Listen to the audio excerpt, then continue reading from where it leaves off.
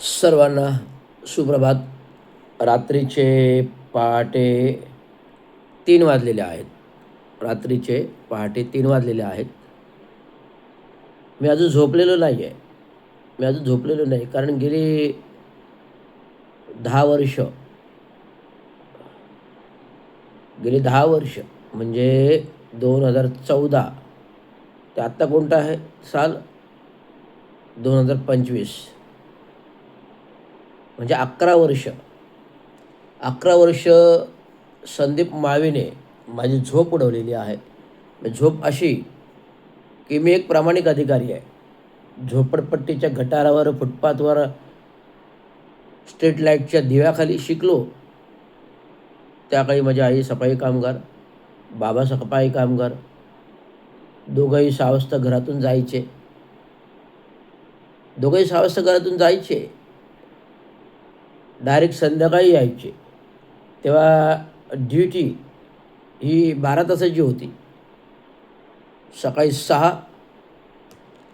तर थेट 4 वाजेपर्यंत दुपारी ही अशी एक ड्युटी असायची. नंतर कालांतराने जेव्हा महानगरपालिका प्रस्थापित झाली, कालांतराने सफाई कामगारांसाठी वेळ आली. सकाळची 6 ते 1 वाजेपर्यंत, सकाळी 6 ते 1 ते 1:30 वाजेपर्यंत संपूर्ण प्रभागातील काम करून मुख्य हजेरी शेडवरती हजेरी लावायचं आणि यायचं. त्यामुळे काय माहिती आहे का, आम्ही लहानपणापासून आई-वडिलांचं प्रेम काही पाहिलेलं नाही आहे. कारण 4ही विश्व दारिद्र्य. घरामध्ये खायला अन्न नाही, प्यायला पाणी नाही वगैरे सगळं होतं. एक मात्र आहे की 4ही विश्व दारिद्र्य असले, घरात खायला अन्न जरी नसलं, पण माझ्या बाबांनी प्यायला स्वतःचं पाणी करून ठेवलं होतं. डॉक्टर बाबासाहेब आंबेडकरांचे शब्द बाबांना लक्षात होते की त्या काही पाण्याला पण स्पर्श करायला अधिकार नव्हता आपल्याला. परंतु दिवंगत कामगार ते चांगो शिंदे सफाई कामगार होते, हेड मुकादम होते, तेव्हाच जाणलं. त्यांनी आपल्या स्वतःच्या घरात महानगरपालिकेचं, जे आत्ताची महानगरपालिका, त्या काळची नगर परिषद, त्या काळची ग्रामपंचायत, नगर परिषद, नगरपालिका असताना स्वतःच्या लफाटाचाळीच्या घरामध्ये स्वतंत्र नळ स्वतःचं आणलं. स्वतःचा नळ असल्यामुळे आजूबाजूच्या 20 खोल्या, म्हणजे आजूबाजूच्या 19 खोल्या, म्हणजे पलीकडच्या काही खोल्या, असे धरून जवळजवळ 25 लोकं आमच्या घरी पाणी भरायचे.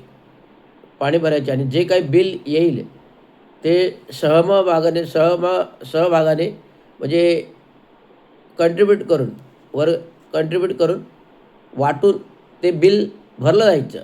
आणि मला वाटतं मी 10वीची परीक्षा देईपर्यंत आमच्याकडे लाईट नव्हती. 10वीची परीक्षा मी लफाटा चाळीमध्येच दिलेली आहे. खाटरोडच्या गटारावर बसून अभ्यास केलेला आहे. गल्लीमध्येच अभ्यास केलेला आहे. आजूबाजूला चिखल, आजूबाजूला डुकरं, आजूबाजूला कुत्री, आजूबाजूला मांजर, आजूबाजूला घाणीचं साम्राज्य, अशा प्रकारच्या अवस्थेमध्ये मी तिथे अभ्यास केलेला आहे. मग तो किती वास घाणीचा, ती सवय झालेली आहे आम्हाला. आम्ही सफाई कामगारांचा मुलगा असल्यामुळे ती सवय झालेली आहे. या सर्व परिस्थितीत आम्ही शिकलो नाही तर चांगलेच अधिकारी झालो. विद्वत्ता कमावली, शिक्षण कमावलं, नाविन्यपूर्ण कॉलेजमध्ये, ते पण VJTI सारखे कॉलेजमधून इंजिनियर झालो.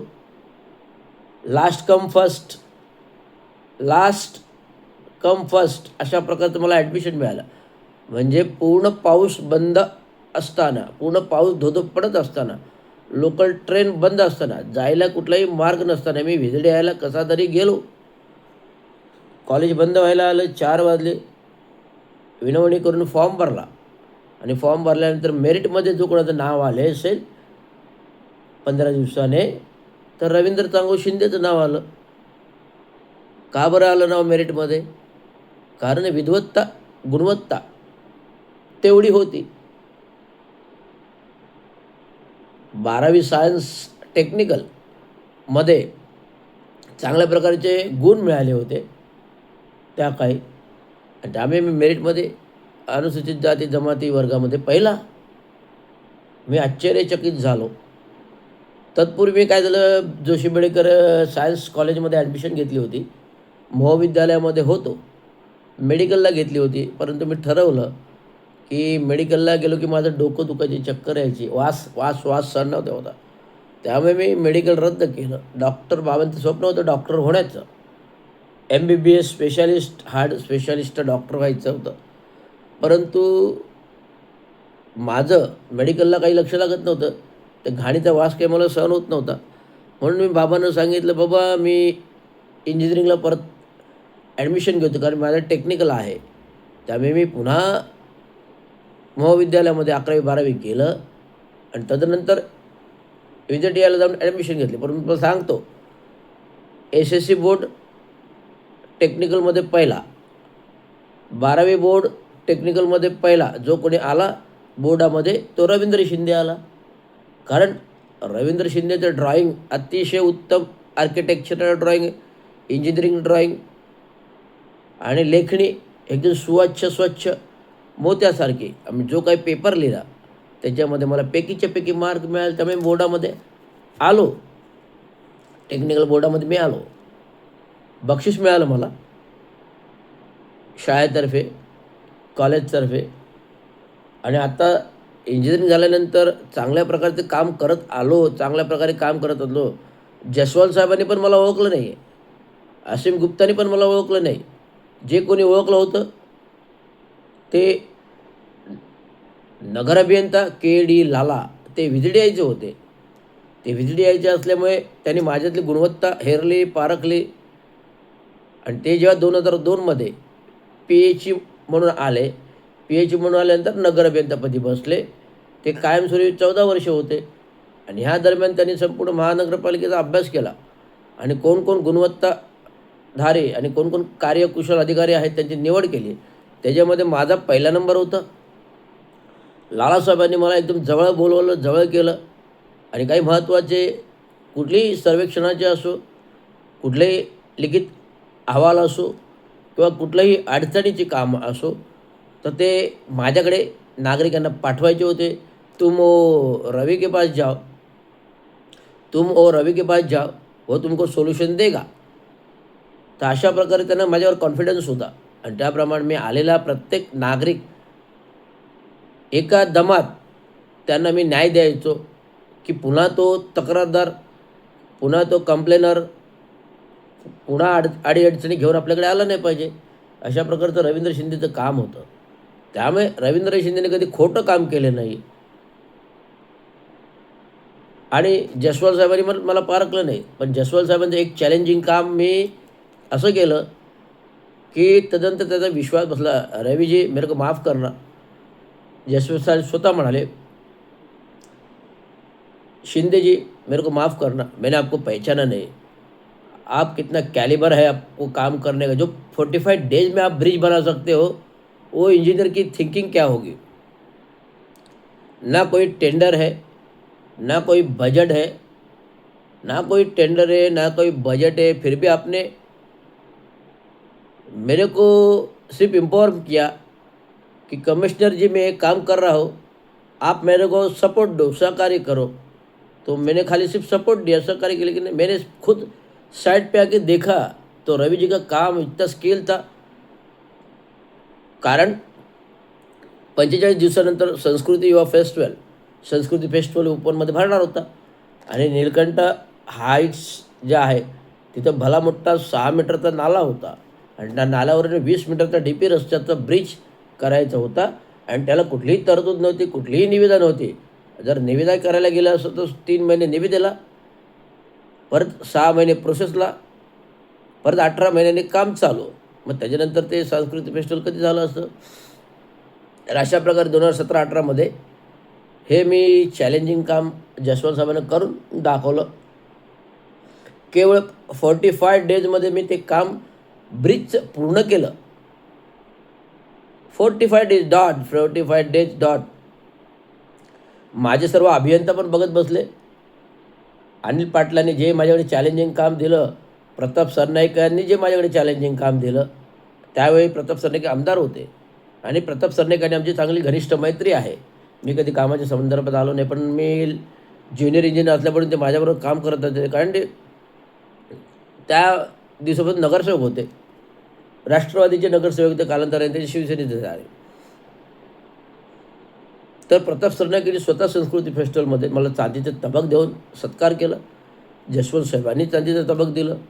अनिल पाटील नगर अभियंता होते, त्यांनी माझा सत्कार केला, की रवीचं स्किल मी पाहत आलोय. रवीला मी आजच ओळखत नाही. म्हणजे मी सेवेत होतो, पण रवी सेवेत नव्हता, शिकत होता. तिथून मी सफाई कामगारांचा मुलगा म्हणून मी रवीला ओळखतोय. एक सफाई कामगाराचा मुलगा रवीला मी ओळखतोय. तो हुशार माणूस आहे, हे मला चेहऱ्यावरून परखडून आलं होतं. आणि ही विद्वत्ता आहे, ती विद्वत्ता तिने कामातून दाखवली, असं अनिल पाटील खुद्द म्हणाले. आणि माझा मोठा सत्कार केला. सगळ्या अभियंत्यांसमोर सत्कार केला. सांगतोय, का सांगतोय? कारण माझं प्रामाणिक काम बोलतंय. संविधानाचा रक्षक आहे. विजयडी कॉलेजमध्ये विद्वत्ता आहे, तर चांगलं काम करणार ना. अनेक चॅलेंजिंग काम केलं. जेवढे मोठाले प्रोजेक्ट झाले, जेवढे मोठाले प्रोजेक्ट झाले सार्वजनिक बांधकामामध्ये, पहिला मोठाला सुरुवातीचा प्रोजेक्ट हा रवींद्र शिंदेने केलेला आहे. संक्रमण शिबिर पहिला प्रोजेक्ट 2000मध्ये झाला. त्याची प्रस्ताव फाईल, त्याची प्रस्ताव निविदा, त्याचे कार्यादेश आणि कार्यादेश मिळाल्यानंतर एक्झिक्युशन वर्क होईपर्यंत रवींद्र शिंदेने बिल देईपर्यंत पूर्तता केली.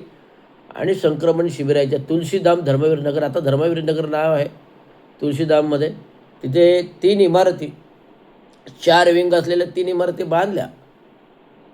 तेवढ्या मजबूत होत्या की ती तुटत नव्हत्या. मी स्वतः 105 डिग्री ताप असताना, मी स्वतः 105 डिग्री ताप असताना स्लॅब चालू होता, स्लॅबवर उभा होतो. माझी मिसेसला कळलं की ताप वाढलेला आहे. ती स्वतः तिच्या मैत्रिणीला घेऊन मला न्यायला आली. जबरदस्ती मला दम दिला. "अरे आधी उतरा, ते मरू द्या काम. आधी उतरा खाली, मरू द्या काम. चला घरी जायचं आहे." 105 डिग्री ताप आहे. मला तसंच रिक्षात बसवलं आणि थेट घेऊन दवाखान्यात गेली. 105 डिग्री ताप, दिवसभर दवाखान्यात होतो आणि नंतर घरी आलो. झालं, एक दिवस गोळ्या औषधं घेतलं, एक दिवस पूर्ण झालं. दुसऱ्या दिवशी पुन्हा साईटवरती. बघितलं नाही मी आजारी आहे की काय आहे. पुन्हा साईटवरती. पुन्हा तो स्लॅब चेक केला आणि पुन्हा नव्याने नवीन कॉलम भरण्यासाठी मी परवानगी दिल्या. मग अशा प्रकारचं काम करणारं अधिकाऱ्याचं काम हे मजबूतच असणार.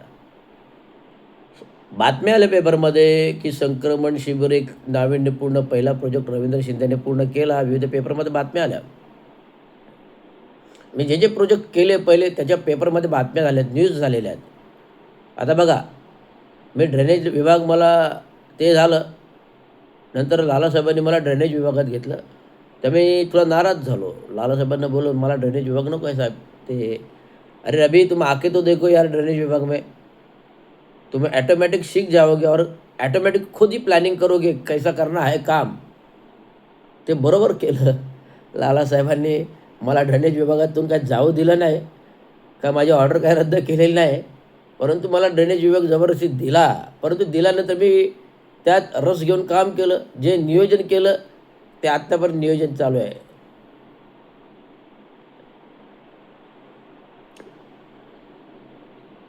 पहिला प्रोजेक्ट जो आम्ही संपूर्ण JNRM अंतर्गत करायचं ठरवलं, तो आधी नाला प्रकल्प 6 कोटीचा. मुंब्र्यातील 36 कलवट, पहिले 18 कलवट 6 महिन्यात, दुसरे कलवट 6 महिन्यात, असं करून रवींद्र शिंदेने नाले विभागाचा NDP पहिला प्रकल्प कवा खारेगाव मुंब्रामध्ये पूर्ण केला. जो आत्माराम चौक ते शिवफाटापर्यंत 36 कलवट हे एका वर्षात बनवले. आणि संजय शेट्टी पण आश्चर्यचकित झाले. हिर्लेकर साहेब कार्यकारी अभियंता होते, मी उपअभियंता होतो. त्यांनी हिर्लेकर साहेबांची पाठ ठोपडली. "साहेब माझी पाठ नको ठोपू, हा अभियंता आहे, हा अभियंता आहे. रवींद्र शिंदेचे स्किल आहे साहेब ते." बघा, म्हणजे एक अभियंता दुसऱ्या अभियंत्याला कसं मान देतो, स्वतः क्रेडिट घेत नाही. आत्माराम चौक, पारशिक डोंगर येथे आम्ही लोकार्पण केलं पहिल्या कलवटजवळ. आणि बातम्या आल्या पेपरमध्ये. आणि आज तक आहेत मुंबऱ्यामध्ये पाणी तुंबत नाही. हे आउटपुट आहे, हे आउटपुट आहे माझं, की आज तक आहेत मुंबऱ्यामध्ये पूरस्थिती होत नाही, पाणी तुंबत नाही. पण जास्तच 250 mm 300 mm जर 350 mm पाणी आलं तर भरतीचा उलटा प्रवाह होतो. भरतीचा उलटा प्रवाह असतो की पूरस्थिती येते. तिथं साहजिकच आहे, त्याला जायला 1 तास लागतो. अजून स्केल वर्क. मग ते काम बघून मला आव्हाड साहेबांनी 20 वर्ष मुंब्रा खारेगाव प्रोजेक्टमधून हटू दिलं नाही. आव्हाड साहेबांनी मला 20 वर्ष मुंब्रा खारेगाव प्रोजेक्टमधून हटू दिलं नाही काम बघून. आणि एके दिवशी काय झालं, 4 दिवस श्रीजीवीला खारेगाव बॅक साईड पारशिकच्या पूर्ण 4 दिवस पाण्याखाली होतं. पहिल्या माळ्यापर्यंत पाणी होतं. तर आता ह्याच्यावर पर्याय काय होता, तर आव्हाड साहेबांनी संपूर्ण फिरवले. रवी, ह्याच्यावर काय पर्याय काढायचा ते तू ठरव, तू कर आणि मला सांग. तर मी संपूर्ण INDP विभागामार्फत माझ्या इंजिनियर्सला घेऊन सर्वे केला. मी कधी पण इंजिनियर्सवर स्वतः विश्वास ठेवत नाही. मी स्वतः जाऊन सर्वे केला. कार्यकारी अभियंतापदी होतो, नंतर कार्यकारी स्वतः सर्वे केला पूर्ण श्रीजीवीला मागचं खारेगावचा. चालत चालत टोल नाका ते पारशिकपर्यंत चालत सर्वे केला. सर्वेंती असं निदर्शनात आलं की NH4 टोल नाक्याकडून जो रस्ता जातो त्याचे पूर्ण पाईप चोकअप होते, पूर्ण पाईप चोकअप होते, क्रॉस पाईप चोकअप होते. तर आता क्रॉस पाईप चोकअप असल्यावर मी साहेबांना सांगितलं की साहेब, हे क्रॉस पाईप संपूर्ण चोकअप आहेत, स्कॅन केलं, हे संपूर्ण तोडून करावं लागेल. आव्हाड साहेब बोलले तात्काळ करून टाका. आयुक्त आव्हाड साहेब बोलले, मंत्री होते, मी MSRDCच्या अधिकाऱ्यांशी बोलतो. अनिल गायकवाड MSRDCचे मला वाटतं अनिल गायकवाड असेल तर अनिल गायकवाड, त्या काळी मी स्वतः फोन केला याबाबत. तर त्यांच्याकडे ते MMRDL होते ना, ते MSRDCकडे आहे. म्हणजे ट्रान्सपोर्ट रोड डिपार्टमेंटकडे काम होतं. त्या कामाला पण कुठलीही मंजुरी नाही आहे. कोविडचा कालावधी होता. आयुक्तांनी फक्त मिनिट्स ऑफ मीटिंगमध्ये आदेश दिले. विजयजी सिंगल कोविड कालावधी 2020, विजयजी सिंगलने कोविड कालामध्ये मिनिट्स ऑफ मीटिंगमध्ये आदेश दिले. कोविड जिल्हा अधिकाऱ्यांनी प्रतिबंधक कायद्याअंतर्गत अत्यावश्यक कामे करायची होती, कुठे पूरस्थिती येऊ नये. मग त्या आदेशानुसार आम्ही तात्काळ सर्वे केला. या सर्वेअंती कवा खारेगाव पूरस्थिती जी येते ती कशी निवारण काढण्यात येईल त्याचा मी पर्याय सांगितला. तर तात्काळ मी काम करायला कोणी तयार नव्हतं. तर चंद्रशेखर साहेबांच्या वेळेस माझ्याबरोबर गुरुदत्त कन्स्ट्रक्शन कंपनी काम केलं होतं. गुरुदत्त कन्स्ट्रक्शन कंपनीने माझ्याबरोबर काम केलं होतं.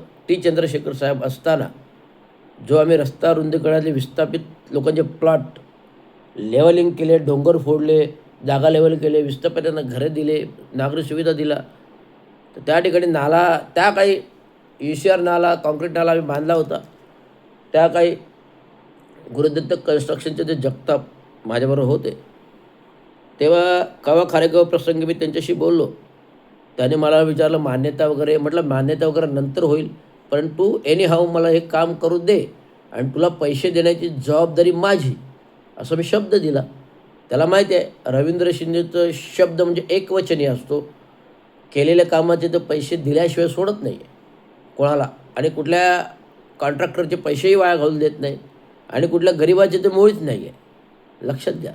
त्यामुळे गुरुदत्त कन्स्ट्रक्शन कंपनी तात्काळ 2 पोकलेन, 4 डंपर श्रीजीवीलाच्या मागे जाऊन उभं केले. संपूर्ण पारशिक पाण्याचा वॉल सिक्युरिटी आहे, पाईपलाईन आहे, तिकडं ते खोदत खोदत खोदत खोदत घेतलं. तर टोल नाल्याकडे एक नाल्याचं कलवट येतो, टोल नाक्याच्या पलीकडे खारेगाव, तिथपर्यंत आणून खोदलं, जॉईंट केलं, तो कलवट साफ केला. आणि नंतर NH4मधला कलवट ही बाजूला खोदला. तो मुंब्र्यातील एकाच कल्पेशला, एक कल्पेश नावाचं कोणतरी पोरगा होता त्याला ते काम दिलं, धनंजय गोसावीने दिलं. कारण धनंजय गोसावी उपनगर अभियंता होते, ते दिलं. आम्ही NH4चं काम 24 तासात केलं. पोलिसांच्या ट्रॅफिकच्या परवानग्या सकाळी 8 वाजता मी जिममधून मुलीला शाळेत सोडलं, सकाळी 7 वाजता जिममध्ये गेलो, अर्धा तासाचा जिम केला, 8 वाजता गाडी काढली, थेट खारेगाव टोल नाका NH4वर आलो. त्यावेळेस जिमची शॉर्टच होते आणि टी-शर्ट्स होता. आलो, झेन गाडी होती सफेद. ड्रायव्हरला म्हटलं, "अरे जाऊ नकोस, आपल्याला साईटवर जायचं आहे." गेलो, NH4वर उभा राहिलो, घेतलं खोदायला, गाड्या बंद केल्या. खोदलं, रात्रभरात खोदलं, दिवसभरात खोदलं, रात्रभरात कॉन्क्रीट करून पाईपही टाकले. आणि दुसऱ्या दिवशी लगेच त्याच्यावर माती टाकून, खडी टाकून भराई करून रस्ता चालू केला. राहिलं फक्त डांबर आणि कॉन्क्रिटिंग करण्याचं. तर दुसऱ्या दिवशी रस्ता चालू केला. तर रस्ता तर चालू झाला ना 24 तासामध्ये. आणि दुसऱ्या दिवशी वन साईड कॉन्क्रीट केलं आणि ते कॉन्क्रीट सुकलं, तर इकडं गाडी चालू केलं, दुसऱ्या दिवशी त्या बाजूने कॉन्क्रीट चालू केलं, तर त्या बाजूचं कॉन्क्रीट सुकलं, तर त्या बाजूने गाडी चालू केलं. तर अशा प्रकारे 1 बाय 1 साईड बाय साईड नंतर डांबर टाकलं, त्यामुळे रस्ता पूर्ववत झाला. अशा प्रकारच्या कथा आहेत. आणि दुसरं म्हणजे अजून महत्त्वाची कथा आहे, आनंदनगर चेक नाका.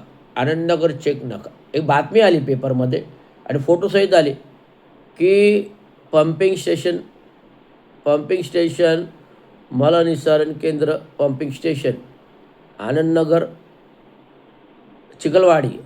चिखलवाडी मलनिस्सारण पंपिंग स्टेशन आहे. Pumping station number 1. तर तिथे काय झालं, तिथे आपले काही कामगार राहतात, एक 25 कामगार राहायचे. तिथं माझा एक कारकून पण राहायचा, मलनिस्सारण ड्रेनेजचा विभागाचा. तर रात्री अचानक लाईन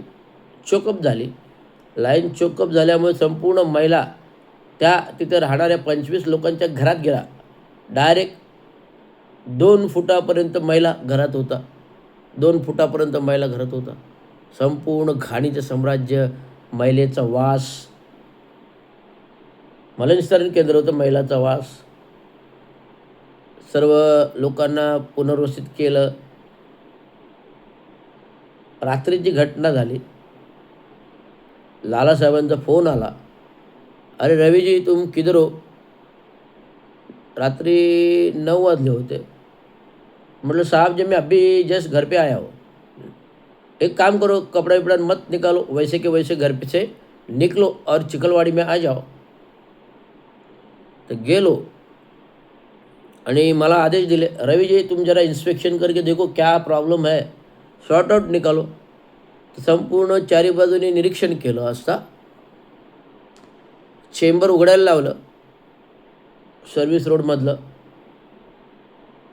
तर आतमध्ये सिमेंट पाईप होता. तो काही सिमेंट पाईप रस्त्याच्या वरती नव्हता, 1 फुटावर, तर 25 फूट खाली, रस्त्याच्या खाली होता. चेंबर उघडलं तेव्हा कळालं 25 फूट खाली पाईप होता. माझा कॉन्ट्रॅक्टर हुशार होता. त्याला सांगितलं, "तू जरा चेक कर." त्याने बांबू टाकून, 2-2 दोरा टाकून, बांबू तर नाही पुरत 35 फूट खाली, दोरा टाकून बघितलं तर 35 फूट खाली कॉन्क्रीट पाईप ब्रश झाला होता आणि चोकअप झाला होता. त्याच्यामुळे संपूर्ण घरामध्ये पाणी घुसलं. तर आता काय करायचं, पावसाळा होता आणि निविदा नव्हती, तरतूद नव्हती, टेंडर नव्हतं. फक्त टेंडर होतं ते माझं दिव्यामधलं होतं. तेव्हा हे सगळं इन्स्पेक्शन केल्यानंतर मी KD लालासाहेबांशी बोललो, "साहब, ऐसा है कि ये काम हो सकता है."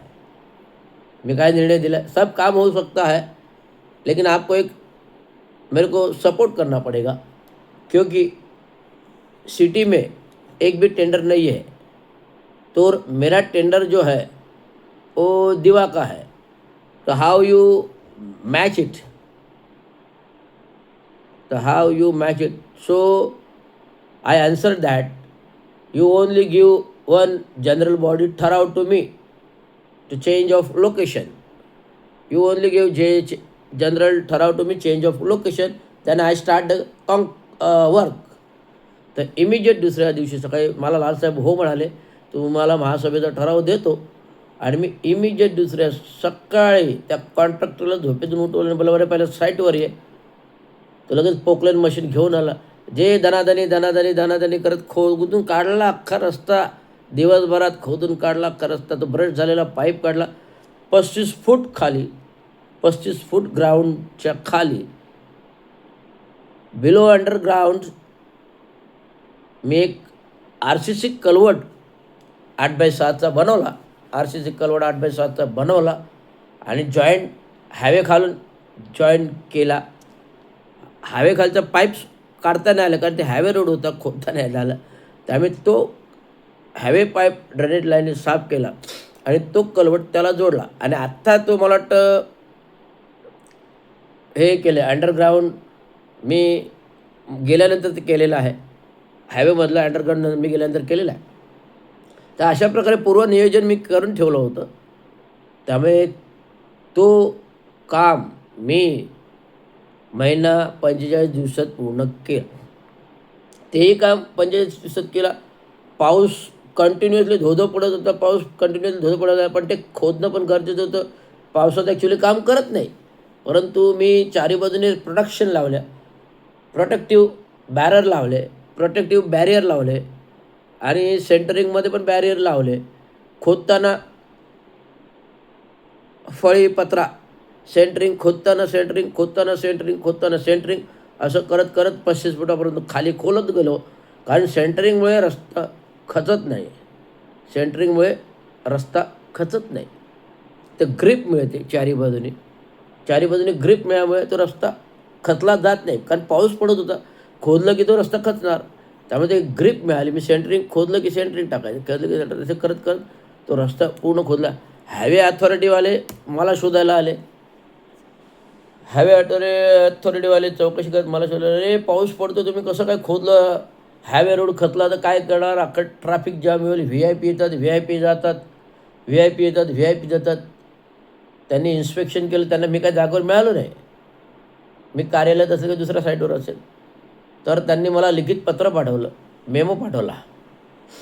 कोणी हायवे अथॉरिटीवाल्याने मेमो पाठवला, it is dangerous to the people who are moving from VIPs persons from that highway, असं मला पत्रात लिहून दिलं. If any incidents is happen you will be the responsible for this work, असं मला गरमागरमी खरमरीत लिहून दिलं पत्र. आता मी तर तेवढ्याच ताकदीचा माणूस आहे लिखण्यामध्ये, मला सांगायची गरज नाही. मी ते खरमरीत पत्र वाचून असा चिडलो आणि मी खरमरीत उत्तर लिहिलं, I agree what you said that road authority अभियंता engineers, I agree what you said that there is dangerous in rainy season, there is a dangerous to slide the highway road and now VIP people are going from that road. तर मी मराठीत उत्तर दिलं की माझ्या चिखलवाडीमध्ये जो काही incident झाला त्याच्यामध्ये 25 नागरिकांचा जीव धोक्यात होता. जर ते मला निसारण त्या लोकांच्या नाकात तोंडामध्ये झोपेत गेलं असतं तर 25 लोक मेली असती, तर ह्याला हायवे अथॉरिटी जबाबदार राहिली असती का, असं उत्तर पाठवलं.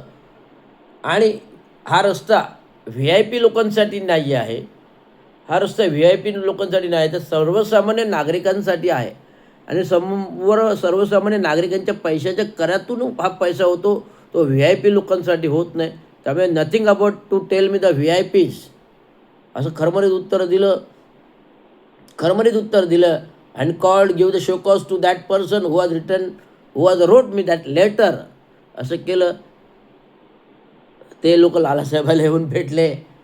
लाला साहब देखो आपके इंजीनियर ने हमें क्या लिख दिया है, बराबर है, तुम जैसे लिखोगे वैसा वो मेरा आदमी लिखेगा ना, वो होशियार है बहुत. लाला साहब बोले अरे बाबा हो, आदमी VCDI का है, पोस्ट ग्रॅज्युएट है, you don't wrote such type of letter. He was a practical man unfed. He was a practical man unfed. अशा प्रकारचं समेट लालासाहेबांनी केला. ते बोलले ठीक आहे, मी काळजी घेतो, रस्ता खचला जाणार नाही याची काळजी घेतो, आणि काम केलं. 45 दिवसात ते काम केलं. Below the ground 35 foot culvert बांधला, एलिव्हेटेड चेंबर बनवला. तो अजूनही सर्व्हिस रोड चिखलवाडीजवळ आहे. आणि त्याच्यानंतर 50 फुटी बाय 20 मीटर बाय 20 मीटरचा कॉन्क्रीट रस्ताही केला त्या कॉन्ट्रॅक्टरकडून. तर काय होतं निविदा? नाल्याची निविदा होती दिव्यातली. आम्ही नाला कलवट करतोय असं त्याचं मॅचिंग केलं आणि महासभेचा चेंज ऑफ ठराव घेतला आणि त्या कामाचं बिल काढलं. असे मी तुम्हाला महत्त्वाचे 3 प्रसंग सांगितला. हा असाच कॅलिबरचा अभियंता आहे. संक्रमण शिबिराचं अनेक नाविन्यपूर्ण कामं केलीत. सुंदर ठाणे, स्वच्छ ठाणे, सुंदर ठाणे, BOT स्कीम मी आणली, सुलभ शौचालय स्कीम आणली. अनेक शौचालय जवळजवळ 1,500 शौचालय ठाणे शहरात बांधले. त्या काही स्वच्छ भारत अभियान पण नव्हतं. आणि अजूनसुद्धा माझ्याकडे लोक येतात, साहेब आपका हात बहुत अच्छा है, आप मेरे को हम लोगों को काम दो. तो मी अशा प्रकारे लोकांना एक आता 150 शौचालय, सुलभ शौचालयांचं प्रपोजल, ज्यांचं ॲग्रीमेंट रद्द झाले त्यांचं ॲग्रीमेंट नूतनीकरण करणं, शौचालय नव्याने करणं बाय NGOsपासून, त्याचा प्रस्ताव मी आरोग्य खात्याकडे पाठवलेला आहे. आधी कन्सल्टंट म्हणून तो फॉलो करतो आहे. तर अशा प्रकारची माझी हिस्ट्री आहे. आणि ही ज्युनियर इंजिनियर एक अतिक्रमण विभाग, तो पण माझा इतिहास आहे. अतिक्रमणमध्ये मी कधी कोणाला घाबरलो नाही. आनंद दिगेंना दम दिलेला आहे, एवढं मला माहिती आहे. त्यामुळे अशा प्रकारचा हा कॅलिबरचा अभियंता. आणि या कॅलिबरच्या अभियंत्यांवर हे सत्ताधारी लोक निलंबनाची कारवाई करतात, प्रामाणिकपणे काम करत असतात. त्यांना धडा शिकवायला पाहिजे म्हणून मी सगळे इतिहास तुम्हाला सांगितला. एवढंच म्हणतोय. जय भीम, जय महाराष्ट्र, जय हिंद, जय भारत.